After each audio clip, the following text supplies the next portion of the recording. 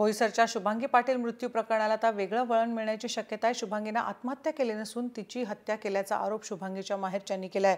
या संदर्भात बोईसर पोलीस ठाण्यात तक्रार दाखल करण्यात आली आहे। शुभांगीचा तिची सासू आणि नवरा छळ करीत होते असा आरोप करण्यात आलाय। शुभांगीची सासू आणि नवऱ्याला अटक करावीची मागणी तिच्या घरच्यांनी केली आहे। शुभांगीचा मृतदेह जे रुग्णालयात शवविच्छेदनासाठी पाठवण्यात आलाय। पोस्टमॉर्टम रिपोर्ट आल्यानंतरच पुढील कारवाई केली जाईल असं पोलिसांनी सांगितलं। होता तो मारकूट हाणायचा आरोप त्याहीच मारलेला आहे ना।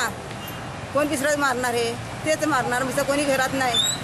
3 माणसांना ती घरात त्यांनीच मारून रात्री खोलीत टाकून गळ्यावर अंगठा देऊन त्यांनीच मारून विहिरीत नंतर नेऊन टाकलं। त्यांचा आमचा संशय त्यांच्यावरच आहे, तिघांवरती। सुभाष विलास पाटील यांच्यावरती, सासू सासऱ्यावरती असा आमचा आरोप त्याच्यावरतीच आहे। त्याच्या आधी 2-3 महिन्यापूर्वी खूप मारलेलं होतं।